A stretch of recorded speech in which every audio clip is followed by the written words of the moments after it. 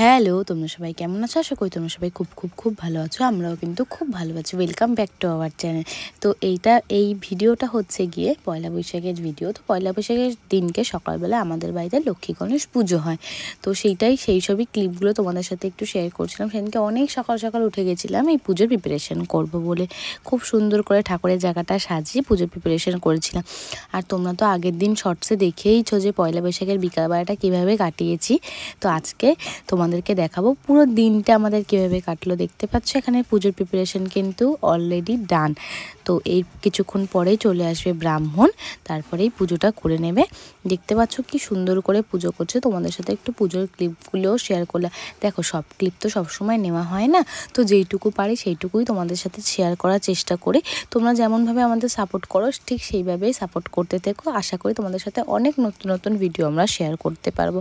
আর তোমরা যদি আমাদের চ্যানেলে প্রথমবার হও আর কোথাও না কোথাও কি আমাদের ভিডিও একটু হলেও ভালো লেগে থাকে, তাহলে অবশ্যই ভিডিওগুলোকে লাইক করবে, চ্যানেলটাকে সাবস্ক্রাইব করবে, আর কমেন্ট সেকশনে কিন্তু একদম জানাতে ভুলবে না আমাদের ভিডিও তোমাদের কেমন লাগে। আর তোমাদের ফ্রেন্ডের সাথে অনেক শেয়ার করবে। আর সাবস্ক্রাইবের ছোটো একটা বেল আইকন আছে, ওটাও কিন্তু হিট করতে ভুলবে না। তারপরে বিকালবেলা আমি আর দিদি রেডি হয়ে বেরিয়ে গেছিলাম একটু ঘুরতে আর ডিনার করতে। তো নৈহাটিতে চলে এসেছিলাম। আর এটা হচ্ছে গিয়ে সাবওয়ে। আর দিদি আমাকে দেখে নিলাম। তোমরা কিন্তু কমেন্ট সেকশানে জানাবে যে আমাকে আর দিদিকে কেমন লাগছিলো সেই দিনকে। আর নৈহাটির রাস্তাঘাটগুলো তোমাদের সাথে একটু শেয়ার করলাম। সেদিনকে জানো খুব সুন্দর করে সাজানো হয়েছিল নৈহাটির রাস্তাঘাটগুলো, কত লাইট লাগানো ছিল। আর এমন ভিড় হয়েছিল নৈহাটিতে, মনে হচ্ছিলো যে নৈহাটিতে কালী পুজো হচ্ছে, কিন্তু আদেও না।